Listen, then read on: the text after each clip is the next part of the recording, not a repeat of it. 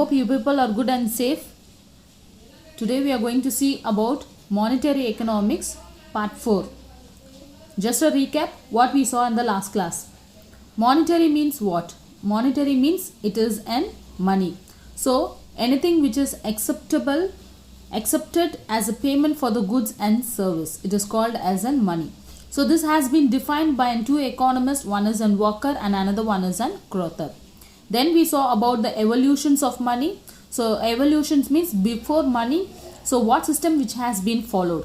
So one is an barter system and one is the most important is an barter system. But barter systems later it has been started to fail. Then a new form of metals has been started. So metallic standard has been introduced. Then gold standard which has been introduced, and then silver standard which has been introduced. Next, the most important one, it is an paper currency. Now paper currency now we are using. Then the most advanced technology, it is an plastic card. So debit cards and credit cards which are now available. So this debit cards and credit card is also considered as in money. Then we come to know about an cryptocurrency. So cryptocurrency means it is an digitalized money. Okay, so it is not issued by the Reserve Bank of India and it is not controlled by a single person. So it has an various groups, and individuals used to play, and they used to get this type of money.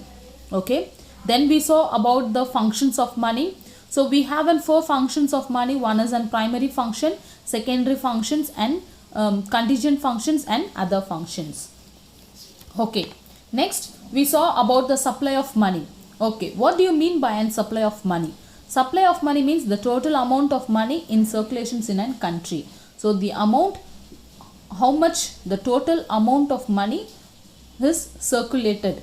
Okay, that is called as a supply of money. So currency notes which has been issued by the Reserve Bank of India, and coins and currencies, coins which has been issued by the Minister of Finance and Government of India. Then we come to know about the components of money supply. We have 4 components of money supply, that is an M1, M2, M3 and M4.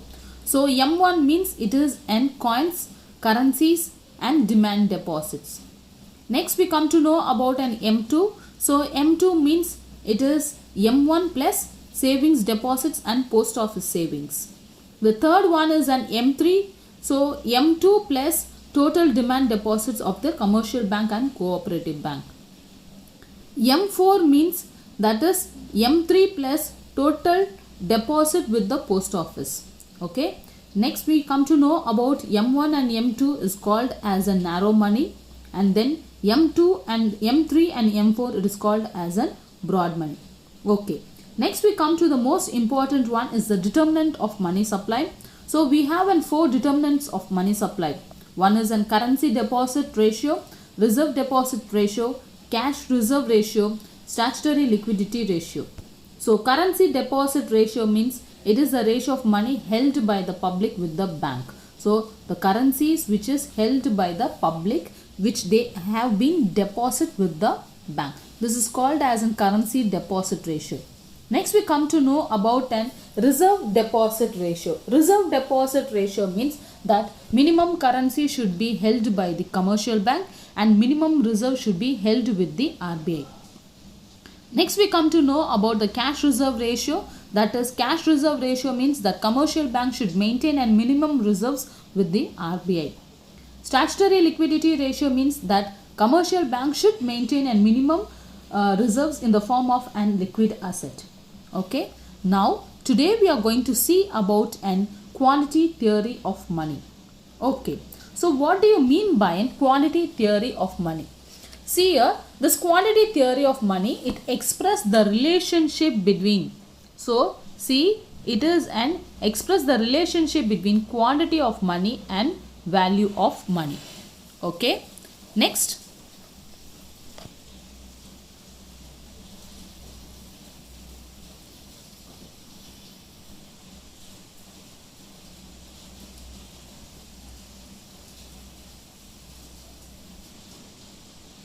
Next we come to know about the quantity theory of money. So quantity theory of money explain the relationship between express the relationship between quantity of money and value of money. Okay, so this is called as an quantity theory of money. Okay, so quantity theory of money.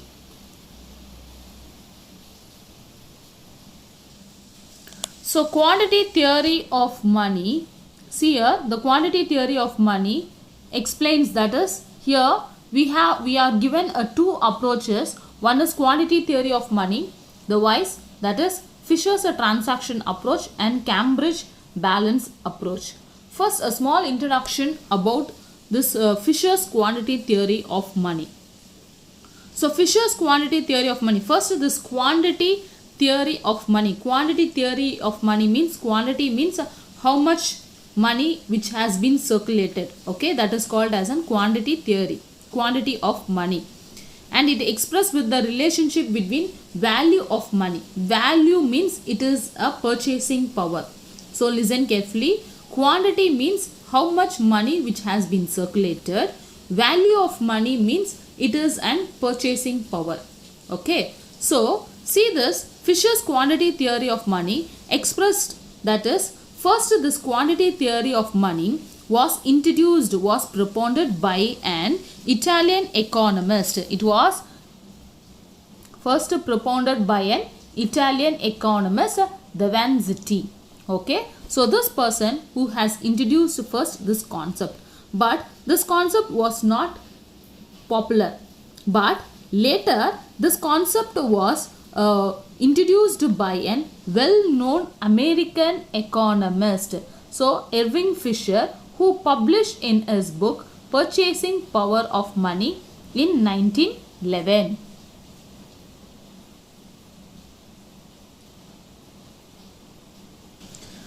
So Purchasing Power of Money in 1911, he gave it a quantity form in the term of his famous equation of exchange. Okay, so this concept was first developed by propounded by an Italian economist, De Vanzetti, in 1588. But the credit for the popularizing this theory in the recent year rightly belongs to a well-known American economist, Irving Fisher, who published in his book, that is Purchasing Power of Money, in 1911. He gave it a quantity form in the term of his famous equation of exchange. Okay, let us see the equation. What is the equation? So MV is equals to PT, where M means what, V means what, and P and T. Okay, M means it is an money supply, that is quantity of money, how much of money which has been circulated, circulation. V means it is an velocity of money, so it is an force, how much. Okay, next price level. P means it is an price level, and T means it is an volume of transaction, so how much of transaction has been done. So this is the equation which has been given by an Fisher. Okay, now we will see this equation. See, Fishers point out that in a country during any given period of time, the total quantity of money MV will be equal to the total value of goods and service brought and sold. That is, how much the quantity of money which has been circulated, and if the money circulation is more, so what happens to the price level. Okay, the concept is, when the circulations of money is more, when the circulations of money is more, what happens to the price level. So he has explained through its equations. So when the supply of money is more means the price level also will be more. So if the circulation of the money, that is circulation of the money is more means the price level also will be more. So this is the thing which Fisher has been explained. So supply of money should be equals to the demand for the money. Okay, now see here, he has expressed as P is equal to MV divided by T, which implies that the quantity of money determines the price level, and price level it in turn varies directly with the quantity of money provided V and T remains n constant. That is, if the quantity of money that is quantity money circulation is more. So what happens to the price level? So when there is more supply of money means automatically in an economy the price level also started to increase. If price started to increase means what happens to the value of the money? So automatically the value of money started to decrease. If price increases, the value, purchasing power started to decrease. So think that in 2010 if it is if 100 rupees means we can able to purchase more goods, but now see the supply of money it's more and the price level it's more, but what happens to the purchasing power? So this concept which has been explained by an Fisher. Okay, next we come to know the next equation. PT is equal to MV plus M1 and V1. So what do you mean by this? So PT is equal to MV plus M1 V1 means that is from the revised equation, the above equation considered only the currency money, that is MV is equal to PT. It just explains only the currency money. But in a modern economy, bank demand deposits or credit money and its velocity plays an vital part in business. Therefore, Fisher's extend its original equation of exchange to include an bank deposit. So he started to include its bank deposit M1 and velocity is V1. So the revised equation was, see here, P is equal to MV plus M1 V1 is divided by the transaction. So now we have to come to see, so how much, that is M1 means what and V1 means what. So M1 means that is quantity of money in circulation. Okay, so velocity of circulation of money it's V1, but the volume of bank credit money M1 and velocity of circulation of credit money V1. So volume of bank credit, so this also should be considered. So how much the bank which has been given has an credit to the customers, so that should be included, and the velocity of circulation, that M1 alone how much it has been circulated, that is bank credit alone how much it has been circulated. So this has to be known. So this is also considered as an money. Okay. So this which has been explained with the diagram. So see the diagram how they have explained. So the first diagram which explains only the price level and the quantity of money. So your OX axis represents quantity of money and OY axis represents your price level. See the simple, a very easiest concept, that when the quantity of money, that is when the supply of money in an economy is more means what happens to the price level. So if there is too much of money supply in an economy means automatically the price level also will be started to increase.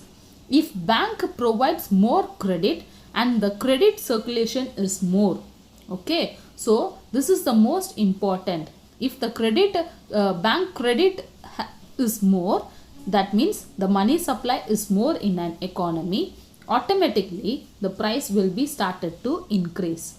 So see this diagram explain OX axis quantity theory of money and OY axis represents your price level, and this is this line 45-degree line which explains a price, that is P is equal to function of M. So price is equal to function of money supply. Okay. So see here this diagram explains, the figure A shows what this diagram explains. The quantity of money on the price level when the quantity of money is M, OM and the price level is OP.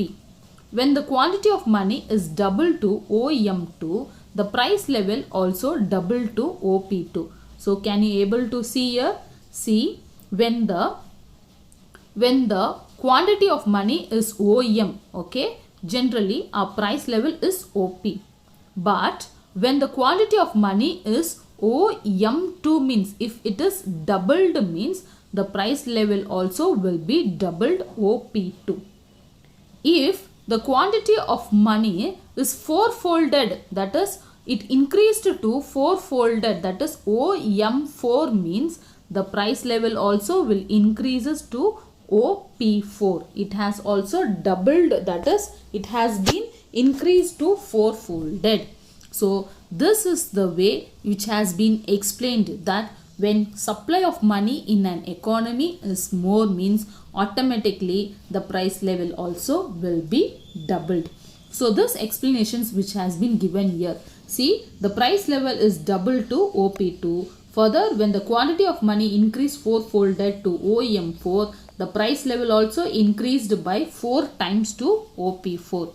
This relationship is expressed by the curve OP is equal to function of M from the origin at 45 degree. Okay. So, the next diagram which explains the quantity of money and the value of money. So, think value of money means it is an purchasing power. Value of money means it is an purchasing power. If the quantity of money increased, means what happens to the value of money? So, in an economy, the money supply started to increase more means price level automatically increased. So, if price increased means what happens to the purchasing power in an economy? Automatically, the purchasing power started to decrease. So, this has been explained in here. See, when the quantity of money is OM means, that is OM is my quantity of money means the value of money, that is IP is the purchasing power. Okay. So, see the purchasing power. When the purchasing power is value of money is OI divided by P means the quantity of money is this much. When what happens when the quantity of money started to increase? So, what happens to the purchasing power? So, the purchasing power started to decrease. When the quantity of money increased to OM4, what happens to the purchasing power? So, the value of money started to decrease. Why? Why this? Because when the quantity of money it's keep on increasing means your price level also started to increase. If it is doubled means your price level also doubled. If your quantity of money is a fourfolded increase means your price level also fourfoldedly it has been increased. But what happens to the purchasing power? So, when quantity of money increase, price level also increase, your purchasing power started to decrease. So, when your quantity of money is just 0 to M means what happens to your purchasing power? Your purchasing power is high. When your quantity of money started to increase, price level also increases. But what happens to your value of money? Your value of money started to decrease. When your quantity of money fourfolded increase, your price level also fourfolded increase. If in an economy, the price level fourfoldedly it has been increased means your purchasing level started to decrease. So, this has been explained by an Fisher in this equation. So, see here the figure B shows the inverse relationship between the quantity of money and the value of money. When the value of money is taken on the vertical axis, when the quantity of money is OM, the value of money is OI divided by P. But with the doubling of quantity of money to OM2, the value of money becomes one of what it was before, that is OI divided by P2. But when the quantity of money increasing by fourfold to M4 means the value of money is reduced by OI, that is 0O divided by P4. So, this inverse relationship between quantity of money and value of money is shown by the downward sloping curve. Okay. So, I just repeat. See here, this quantity theory of money was first developed by an Italian economist, Vanzetti, in 1588. Later, this concept was developed, redefined, or the credit goes to an well-known American economist Irving Fisher, who has published in his book Purchasing Power of Money in 1911. Okay, now we will come to know what do you mean by a quantity theory of money. Quantity theory of money means it expresses the relationship between quantity of money and the value of money.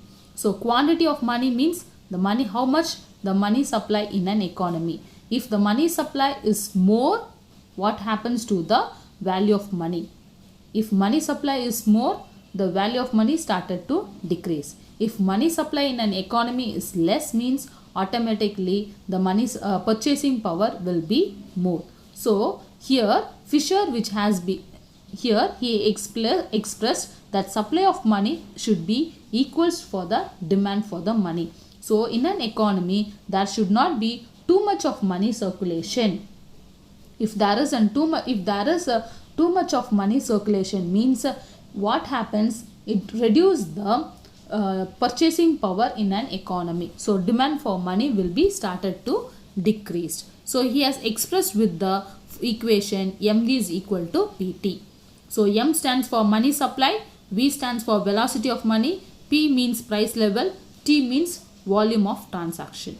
So next equation he has expressed that M1, that is, he not only expressed about the currency money, but he has included and bank credit also. So that is also considered as a money. So M1 and V1 which has been included. So M1 means what, V1 means what. So that bank credit alone, how much which has been circulated, that velocity, how much it has been circulated in an economy. Okay, and this has been explained with the diagram. So the first diagram expresses the relationship between quantity of money and price level. It has a positive relationship between quantity of money and price level. So if quantity of money increases, means price level also increases. If it is doubled, means the price level also doubled. If quantity of money fourfolded, means the price level also will be fourfolded. The second diagram which explains the relationship between quantity of money and value of money. So quantity of money, here it expresses the inverse relationship. Inverse means it has a negative relationship between quantity of money and value of money. So when quantity of money keep on increases, means the purchasing power started to decrease. If it is doubled, means the purchasing power also will be decreased. If the quantity of money increased fourfold, means the price purchasing power also will be decreased to fourfold. Okay, so up to this I will stop. The remaining will be continued in the next class. Thank you, students.